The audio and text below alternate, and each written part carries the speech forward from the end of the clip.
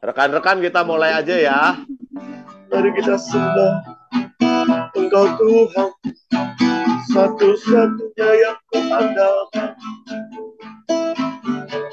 Bagimu tiada yang mustahil. Engkau kekuatan dalam hidupku. Haleluya. Engkau Bapa yang baik, Engkau Bapa yang setia. Engkau tak pernah meninggalkan kami. Engkau mendengar doa kami. Engkau selalu baik dalam hidupku. Mari kita sembah Tuhan. Malam hari ini katakan sesuatu kepada Tuhan. Kepada Bapak kita yang baik. Katakan, oh baik Bapak. Katakan terima kasih Bapak.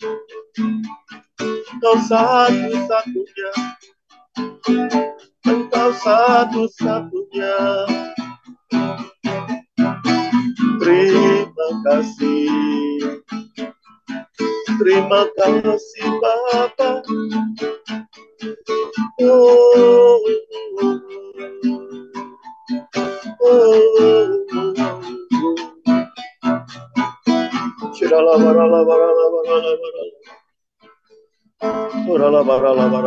malam hari ini sebelum kami Bible study, Engkau melawat setiap kami. Berkat-Mu turun atas setiap kami. Tuhan lawat. Biar jiwa pikiran kami menjadi tenang, menjadi tentram di hadapan-Mu. Roh Kudus menguasai setiap kami. Biar kami bisa belajar dengan konsentrasi malam hari ini. Terima kasih Tuhan, terima kasih. Silahkan Lauso untuk berdoa. Oke, mari kita berdoa. Tuhan Yesus, hari ini kami akan belajar sebagian dari firman-Mu. Berkatilah komunikasi kami, berkatilah pengajaran hari ini. Kami dapat bertumbuh dalam kasih dan dalam iman kepada Engkau. Terima kasih Tuhan Yesus, dalam nama-Mu kami berdoa. Amin. Shalom saudara, hari ini adalah topik yang dari dulu saya ingin sampaikan, tapi saya tunggu sampai sekarang. Ini adalah topik yang cukup penting karena dengan kita mengerti topik ini dapat membuka wawasan kita untuk belajar Alkitab yang lain.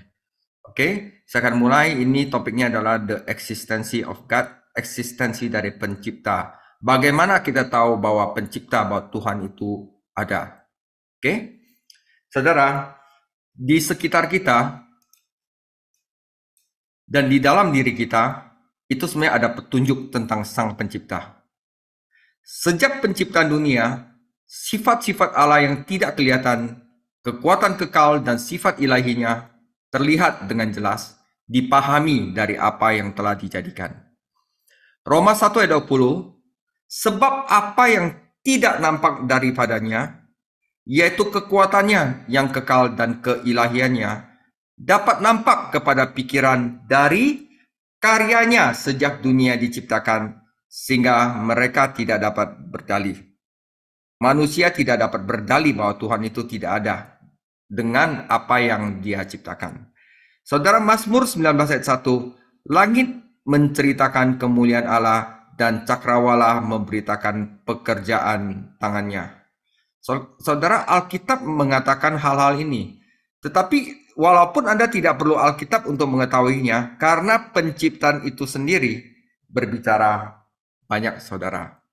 Nah, saudara, dalam topik hari ini, saya akan mencoba memaparkan ada 7 bukti eksistensi dari Sang Pencipta.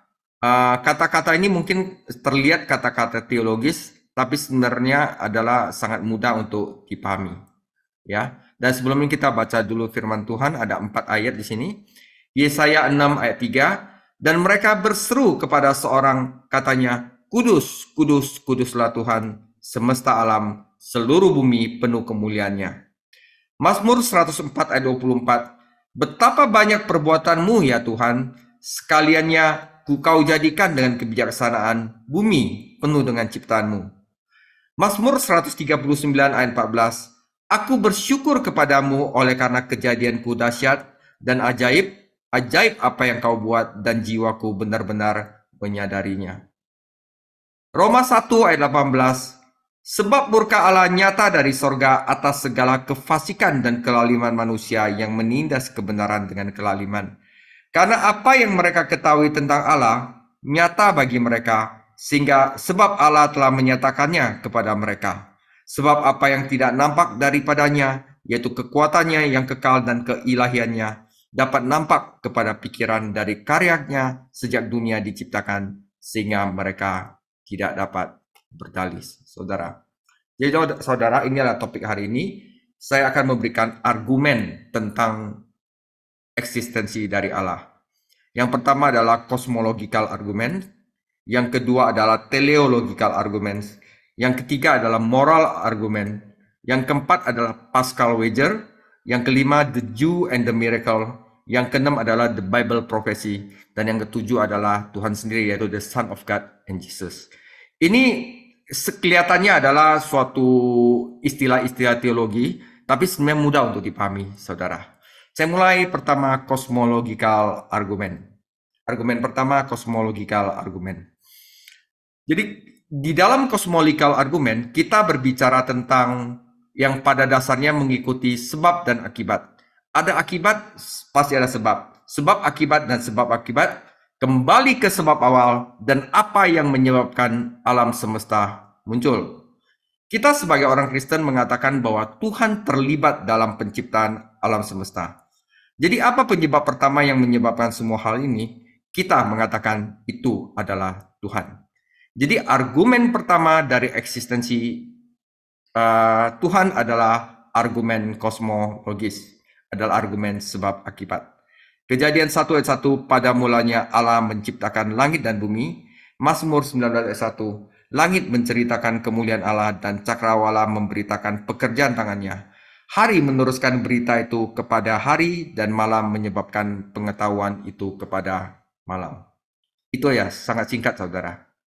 Argumen kedua dari eksistensi dari sang pencipta adalah teleological arguments. Ini adalah begini saudara. Argumen teleologis adalah argumen dari desain yang cerdas, intelligent design. Saudara, bukankah alam semesta terstruktur dengan sangat baik?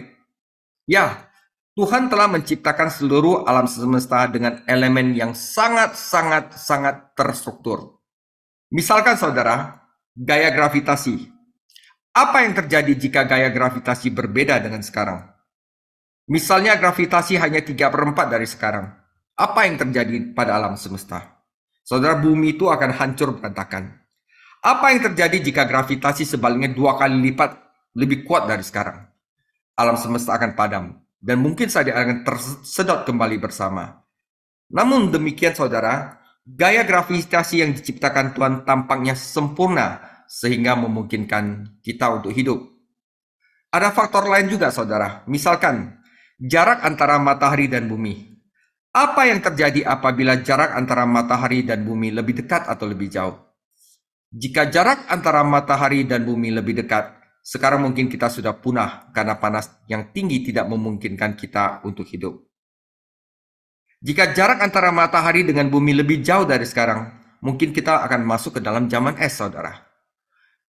Jadi ada sesuatu yang mendesain jarak antara matahari dan bumi ini sehingga kita dapat hidup. Itu tidak mungkin tanpa ada sang pencipta. Tidak mungkin tanpanya Tuhan. Oke, saya berikan contoh lain, saudara. Jadi seperti kita menggunakan contoh ruang ibadah kita di Tanah Abang hari Minggu dengan ada kursi di dalam ruangan itu. Saudara, jika Anda hari Minggu, Anda masuk ke ruangan ibadah hari Minggu, Anda melihat kursi-kursi itu. Apakah Anda akan berasumsi bahwa itu hanya keberuntungan? Tiba-tiba kursi itu ada di sana. Atau kebetulan bahwa kursi-kursi itu muncul seperti sekarang? Tidak, saudara. Ketika Anda melihat kursi-kursi yang tersusun rapi dalam barisan, Anda menyimpulkan seseorang melakukan itu. Bagaimana Anda tahu bahwa kursi-kursi itu diletakkan di sana oleh seseorang? Karena terlalu rapi dan terstruktur. Jadi di dalam ibadah kita ada 3 baris. Baris kiri, baris tengah, dan baris kanan di dalam ibadah. Ada lorong setiap baris, agar orang untuk bisa berjalan. Semuanya berbaris dengan rapi. Anda berkata, itu tidak mungkin hanya keberuntungan. Pasti ada perancang yang mendesain ruangan ini dan membangunnya seperti ini. Itulah argumen dari desain yang disebut argumen teleologis. Jadi, tidak mungkin tidak ada Tuhan yang seperti orang-orang mengatakan bahwa bumi itu muncul karena Big Bang, pam, dan bermuncul begitu saja, saudara. Ada Tuhan yang mendesain itu. Seorang William Craig, seorang apologis terkenal dari tabloid seminari, bergaul dengan seorang pria bernama William Dembski, ahli matematika yang memiliki gelar ganda PhD. Adalah Dembski dari Universitas dari Chicago. William Dembski juga memiliki PhD dalam intelligent design. Sekarang dua orang yang berbeda yang merupakan pakar dari bidangnya, teologi dan intelligent design dan matematika, menetapkan suatu kesimpulan. Intelligent design mengatakan bahwa ada begitu banyak keteraturan di alam semesta sehingga Anda membutuhkan seseorang. Anda membutuhkan kecerdasan untuk mendesain ini karena bukan hanya keberuntungan dan kebetulan. Jika tidak, maka ada lebih banyak kekacauan. Inilah argumen kedua dari eksistensi Tuhan, yaitu teleological argument atau argumen intelligent design, saudara. Saudara, yang ketiga adalah moral argument. Ini adalah argumen selanjutnya. Ini adalah moral argument. Apakah saudara binatang memiliki moral? Maksud saya, jika seorang binatang memakan manusia, apakah binatang itu tidak bermoral? Apakah binatang memiliki moral? Tidak, saudara. Mereka makan satu sama lain. Itulah yang saya katakan, mereka melahap sesuatu secara alami. Mereka tidak bisa dikenalkan pasal pembunuhan 340. Karena mereka tidak bermoral. Sekarang manusia, saudara. Manusia yang membunuh manusia lain. Apakah ada yang tidak bermoral dengan itu? Oke, kita punya undang-undang menyebut pembunuhan itu. Omong-omong, apakah ada tingkat pembunuhan yang berbeda? Ya, karena moral, saudara. Misalnya seorang yang berusia 85 tahun ada di dalam mobil, dan dia tidak tahu apa yang dilakukan. Dia tanpa sengaja injak rem pada saat dia istirahat dan akhirnya menabrak seorang anak. Misalnya begitu, saudara. Misalkan anak itu terbunuh. Apakah orang tua umur 85 tahun itu seorang pembunuh? Ya, mereka seharusnya tidak mengemudi. Tapi itu pertanyaan berbeda, saudara. Yang saya mau katakan bahwa apakah ada niat jahat dari orang yang berumur 85 tahun itu? Tidak ada niat jahat dari orang tua tersebut. Orang tua tersebut mungkin sangat terpukul oleh fakta bahwa dia membunuh seseorang. Dengan kata lain, manusia memiliki moral. Kemudian, saudara, dari mana moral itu berasal? Jika Anda tidak percaya bahwa Tuhan itu ada, lalu dari mana datangnya moral, saudara? Ngomong-ngomong, bisakah orang dunia mengerti tentang moral? Ya, mereka bisa. Orang dunia yang tidak punya Alkitab pun mengerti tentang moral. Dari mana moral itu datang? Tetapi apakah mereka harus bekerja lebih keras daripada kita mengatakan bahwa ada Tuhan yang berbicara dan berkatakan jangan membunuh, jangan berbohong, jangan mencuri, dan jangan berzina. Mereka juga tahu walaupun mereka tidak belajar Alkitab, saudara. Itu adalah moral. Manusia bukanlah hasil dari proses tanpa tujuan. Kita diciptakan oleh Tuhan. Sebenarnya tujuan awal Tuhan dalam menciptakan manusia adalah untuk menggambarkan seperti apa Tuhan itu sendiri. Bermoral, saudara. Allah menciptakan manusia menurut gambarnya. Sebagai pembawa gambar Allah, kita manusia lebih menyerupai Allah daripada apapun di dunia ini. Jadi kapasitas kita sebagai pribadi merupakan bukti yang kuat akan realitas Allah daripada rancangan dan kemegahan dunia di sekitar kita. Itulah sebabnya manusia memiliki moral. Yang pada dasarnya moral itu berasal dari Tuhan sendiri. Inilah argumen ketiga dari eksistensi Sang Pencipta, yaitu moral argumen, saudara. Saudara, ini yang keempat adalah Pascal wager. Saudara, ini salah satu yang saya suka dan ini bisa kita pakai untuk menginjil, saudara. Ini salah satu yang saya suka, yaitu Pascal wager. So, di sini ada yang suka judi? Saya tidak suka judi, saudara. Tapi izinkan saya mengatakan hal judi di sini. Ya, saudara, setiap dadu itu memiliki 6 sisi, 1 sampai 6. Jadi ada berapa kemungkinan yang saya dapat muncul dari 2 dadu? 6 kali 6, 36. Kalian mungkin melakukan ini dalam statistik, 6 pada setiap dadu, jadi 6 kali 6, jadi ada 36 kombinasi yang berbeda. Sekarang saudara, kalau kita lemparkan dadu untuk mendapatkan 7, Anda bisa mendapatkan dengan berapa cara? Saudara, kita bisa mendapatkan dengan 3 cara.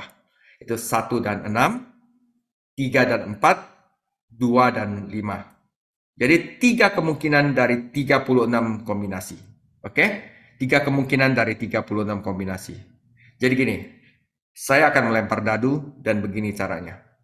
Jika saya melempar dadu dan saya tidak mendapatkan 7, dengan kata lain, Anda menang dan saya kalah, dan saya akan memberi Anda Rp1.000.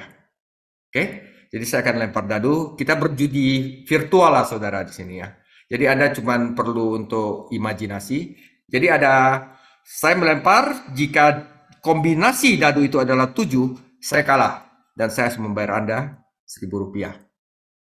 Jika saya mendapatkan 7, Anda akan membayar saya Rp1.000.000, saudara. Ya kan? Ada yang mau berjudi dengan saya? Apakah ini menguntungkan atau tidak adil? Apa masalahnya? Misalkan saya melemparnya sekali dan saya kalah. Saya hanya membayar Anda Rp1.000.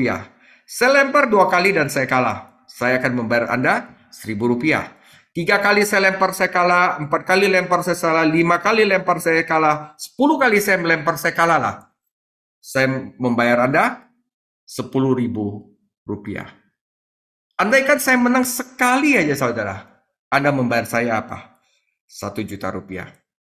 Pertanyaan, apakah saya akan melempar dadu dengan Anda sepanjang malam seperti itu? Ya saudara, mengapa? Itu menguntungkan. Jika saya kalah, saya harus kehilangan apa? Saya cuma kehilangan Rp1.000. Saya hanya punya sedikit kerugian dan boleh dikatakan hampir tidak ada kerugian saudara. Tetapi apakah saya mendapatkan banyak keuntungan ketika saya menang? Ya, sangat sedikit kehilangan tetapi mendapatkan segalanya saudara. Oleh karena itu saudara, taruhan Paskal bekerja seperti itu, dikatakan seperti ini. Jika ternyata tidak ada Tuhan, apa ruginya saya? Sangat kecil. Misalkan tidak ada Tuhan dan Anda berkata, ya Anda percaya sepanjang hidup dan ternyata itu bohong dan Tuhan itu tidak ada. Apa ruginya Anda? Tetapi jika saya percaya bahwa tidak ada Tuhan dan tiba-tiba saya mati dan berhadapan muka dan Tuhan yang saya kira tidak ada ini, dan saya telah menghujatnya sepanjang hidup saya dan saya mati kekal, apa konsekuensinya? Masalah yang besar saudara. Inilah cara kerja Paschal Wager. Dengan kata lain, Anda tidak akan rugi apa-apa untuk mendapatkan segalanya. Jadi saudara, jika tidak ada Tuhan dan saya percaya bahwa Tuhan itu ada, saya hampir tidak kehilangan apapun. Tetapi jika ternyata Tuhan itu ada dan saya tidak percaya kepada Tuhan Yesus, maka saya akan kehilangan segalanya setelah hidup ini berakhir. Inilah yang disebut Paschal Wager. Dan dia mengatakan jika Anda percaya pada Tuhan Yesus dan ternyata Anda salah, Anda tidak kehilangan apa-apa. Tetapi jika Anda percaya bahwa tidak ada Tuhan Yesus dan ternyata ada, jika Anda kehilangan jiwa Anda, maka itu akan menjadi masalah yang sangat besar, saudara. Itu hal yang keempat, Paschal Wager, saudara. Argumen kelima dari eksistensi Allah adalah orang Yahudi dan keajaiban-keajaiban yang Tuhan lakukan pada saat membawa orang Yahudi ke tanah perjanjian. Saudara, orang-orang Yahudi adalah bukti eksistensi Tuhan karena Tuhan yang menciptakan bangsa Yahudi ini. Bagaimana Anda tahu orang Yahudi akan bertahan sampai akhir?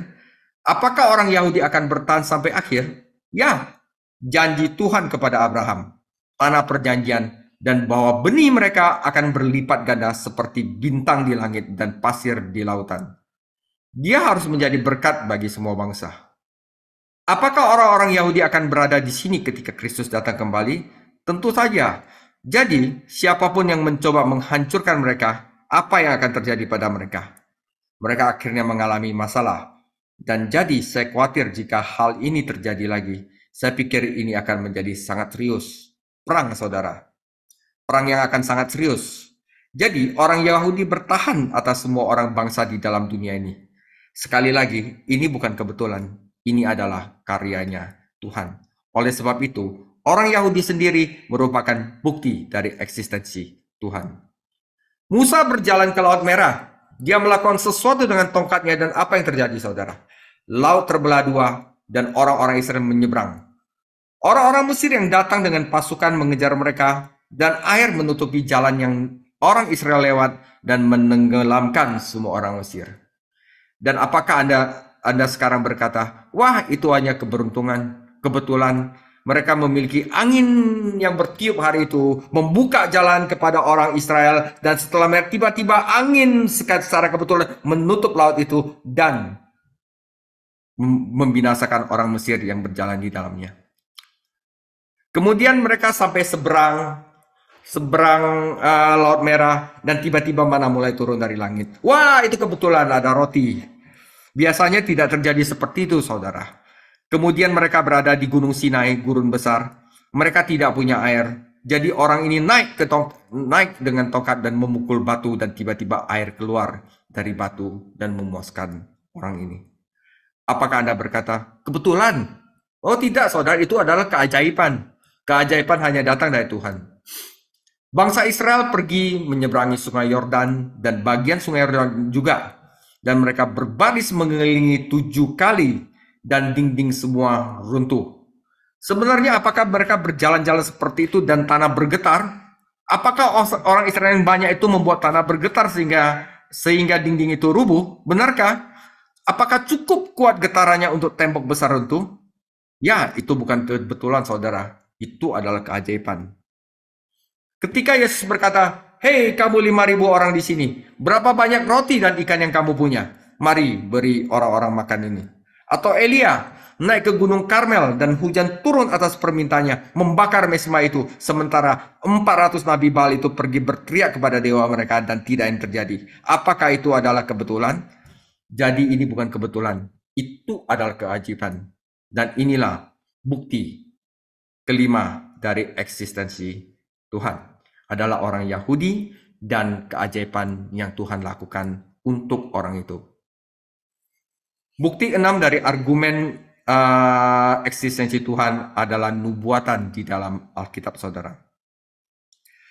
Berikut adalah beberapa bukti yang berasal dari Alkitab itu sendiri. Dalam buku ini, saudara, setelah Anda baca Alkitab, apakah Tuhan mengetahui masa depan sejak awal? Dari awal sampai akhir, apakah Tuhan mengetahui masa depan? Oke, sekarang saya balik pertanyaan. Sekarang apakah Anda tahu masa depan? Apakah ada orang di kelas ini mengetahui masa depan? Pertanyaan saya, apa yang akan terjadi di pasar saham besok? Naik atau turun, saudara? Saudara tidak ada yang tahu. Dengan kata lain, ini sangat tidak menentu sehingga Anda tidak bisa mengatakan besok apa akan terjadi. Sekarang, Anda memiliki Tuhan yang meramalkan sesuatu 700 tahun sebelum itu terjadi. Omong-omong, saudara, apakah 700 tahun adalah waktu yang sedikit lama?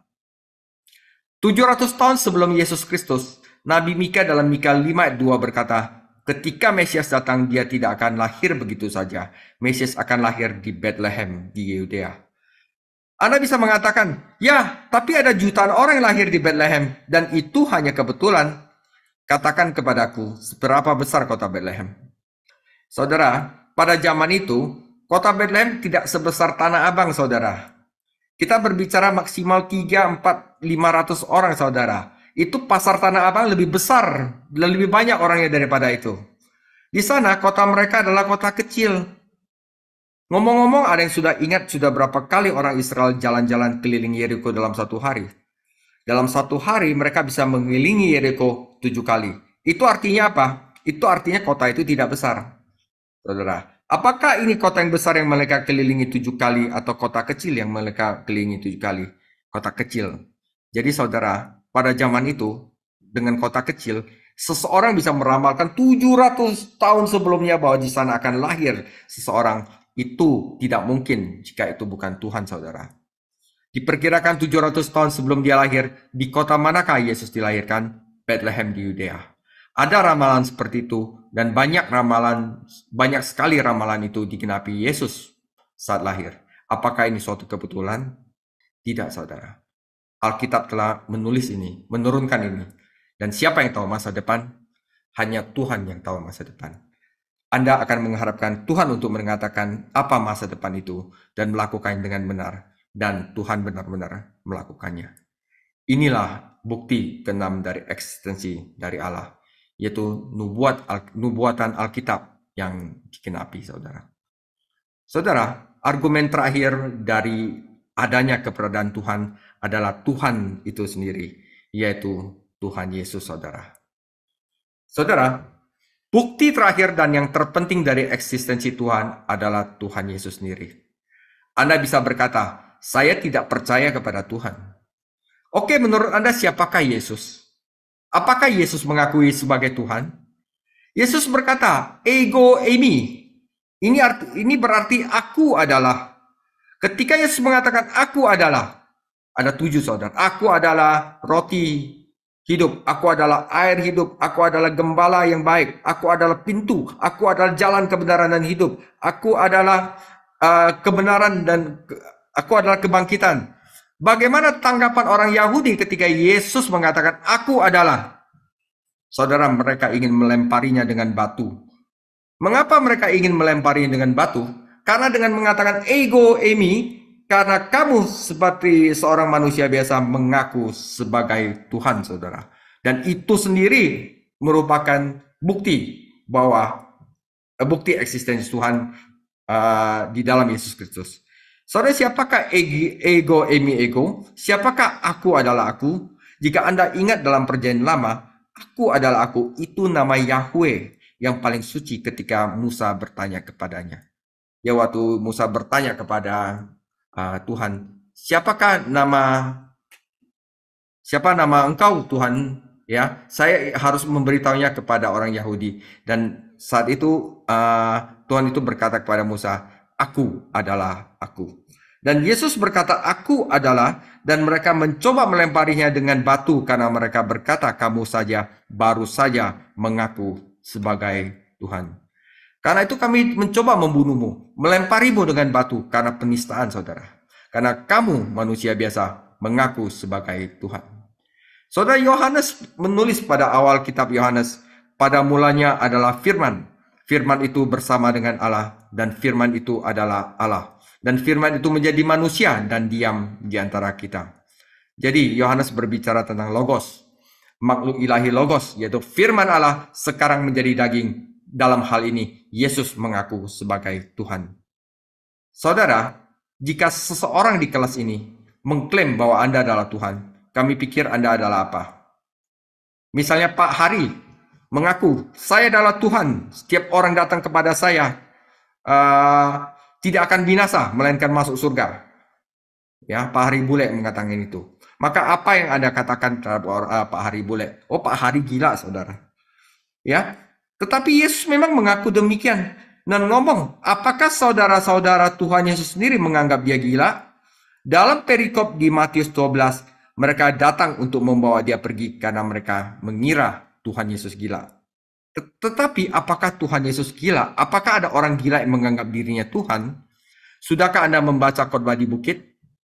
Ketika Anda membaca khotbah di bukit, Tuhan Yesus mengatakan, berbahagialah orang yang miskin di hadapan Allah. Berbahagialah orang murah hati karena mereka akan beroleh kemurahan. Berbahagialah orang suci hatinya karena mereka akan mencari Tuhan. Saudara, apakah ini pertanyaan orang gila? Pernyataan orang gila? Bukankah itu beberapa literatur yang paling luar biasa yang pernah ditulis dimanapun? Ajaran Tuhan Yesus itu luar biasa. Karena itu, Yesus adalah Tuhan. Sangat jelas.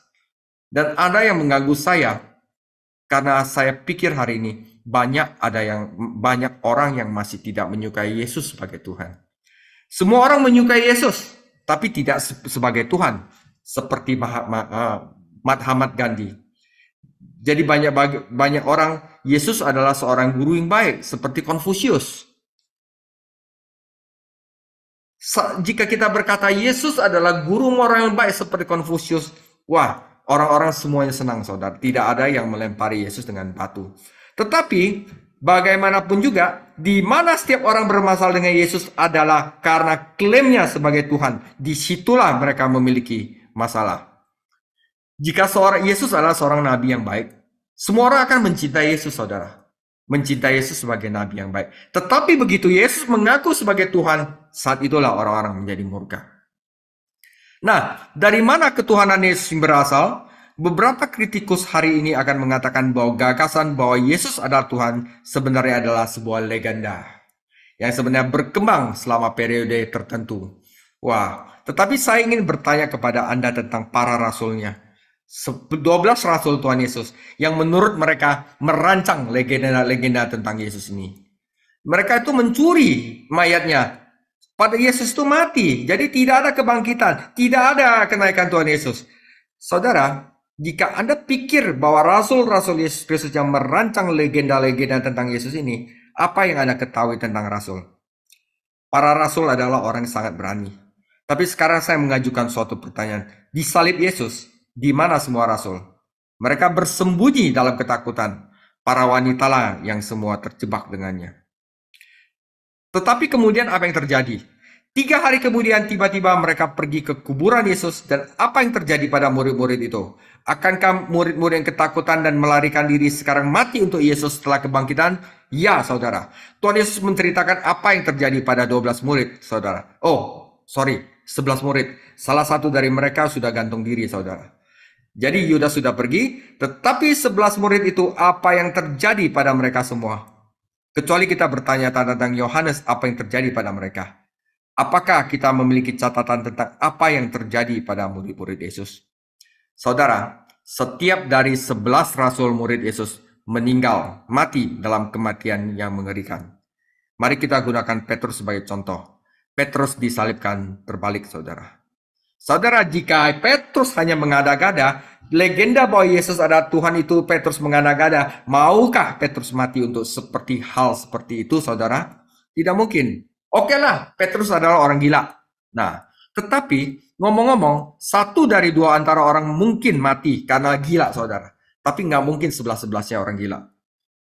Karena mereka gila atau semacamnya. Tetapi, saudara, fakta menyatakan bahwa ke-11 dari Rasul Tuhan Yesus mati dan tidak pernah berkata, berhenti, saya hanya mengada-ngada. Saya hanya bercanda, jangan bunuh saya. Tidak, mereka semua berjalan menuju kematian dan menjadi martir, saudara. Bahkan Yohanes, mereka mulai menggorengnya dengan minyak. Apa yang saya katakan adalah, apakah mereka percaya ini dengan sepenuh hati? Sangat, saudara. Mereka mempercayai ini sampai titik apa, saudara? Kematian, saudara. Banyak dari mereka yang disiksa sampai mati, dan begitulah cara mereka menuju kematian. Jadi, apakah gagasan bahwa para murid hanya mengarang legenda tentang Yesus ini tidak benar? Ya, tidak benar, saudara. Tuhan Yesus bangkit dari kematian, kata para murid, dan orang di sana mengatakan itu bohong. Apa masalah dengan ini? Paulus berkata, hei, jika Anda tidak percaya saya tentang Yesus yang bangkit dari kematian, ada 500 orang yang masih hidup di sini, dan Anda dapat bertanya pada mereka. 500 orang semua melihat Yesus bangkit dari kematian selain ke-12 rasul, dan di Paulus melihat Paulus di jalan menuju Damaskus, hidup setelah dia mati. Jadi dengan kata lain, mereka tidak bisa mengada-ngada karena orang lain akan menyangkal cerita mereka. Tapi tidak ada yang menyangkal cerita mereka, saudara. Yesus mengaku sebagai Tuhan dan ada alasan untuk mempercayainya. Sekarang, apakah ini membuktikannya? Saudara, nggak ada alasan. Tidak ada alasan untuk membuktikan bahwa Yesus bukan Tuhan dan tidak ada Tuhan, saudara. Saudara, dan ini adalah bukti terakhir dari eksistensi Tuhan, yaitu Tuhan Yesus sendiri, saudara. Saudara, jadi saya harap setelah pelajaran eksistensi Tuhan yang merupakan pelajaran apologet, ini akan meningkatkan iman kita. Meningkatkan bahwa keberadaan Tuhan itu mutlak dan telah dibuktikan dengan 7 bukti yang telah saya bahas tadi. Hal ini saya akan lanjutkan pada tanggal 3 Mei 2023 adalah the sweet signal, bukti dari pemberian baik dari Allah. Tuhan Yesus memberkati. Kita beri kemuliaan untuk Tuhan. Engkau yang berarti di dalam hidupku.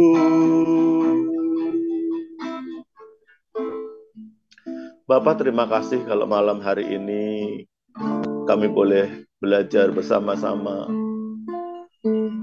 tentang keberadaan Sang Pencipta, keberadaan Tuhan. Terima kasih, terima kasih. Biar setiap kami, jiwa kami boleh menyadarinya. Tuhan sangat mencintai kami.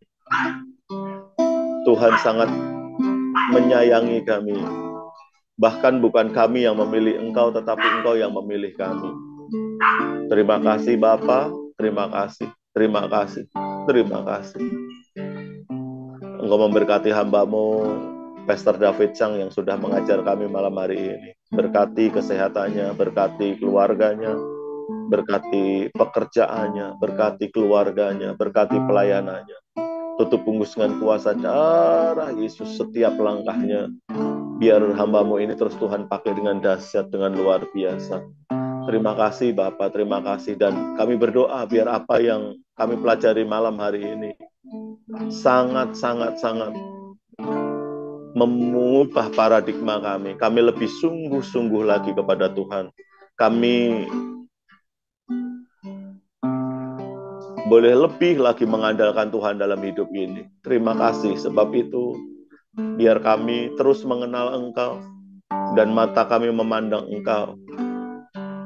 Terima kasih Tuhan, terima kasih. Dan malam hari ini Engkau melawat setiap kami, khususnya yang sakit Tuhan sembuhkan, yang lemah Tuhan kuatkan, yang susah Tuhan hiburkan. Dan segala rencana-rencana yang kami rencanakan, kami serahkan ke dalam tangan Tuhan. Tuhan yang membuat kami berhasil dan beruntung dalam segala hal. Kiranya berkat-Mu, kekuatan-Mu, belas kasihan-Mu itu terus menyertai setiap kami, sehingga kami boleh berjalan dari kemenangan yang satu kepada kemenangan yang lain, dari iman yang satu kepada iman yang lain, dan kami terus berjalan memandang kemuliaan-Mu. Terima kasih Bapak, terima kasih. Dan kalau sebentar kami mau akhiri Bible study kami malam hari ini, mari Kau curahkan berkat-Mu atas setiap kami. Mari Bapak Ibu Saudara kasih Tuhan Yesus Kristus, angkat kedua tangan-Mu depan Tuhan. Kekasih-kekasih Kristus, kita akhiri Bible study kita malam hari ini. Terimalah berkat yang berlimpah-limpah, kemenangan demi kemenangan dari Allah Bapa kita di surga, anugerah yang sempurna di dalam anaknya Tuhan Yesus Kristus, dan persekutuan yang erat dari Roh Kudus menyertai-Mu dari saat ini sampai Maranatha. Mari kita semua yang dikasihi dan diberkati oleh Tuhan Yesus Kristus, kita katakan amin. Tuhan Yesus memberkati. God bless you all.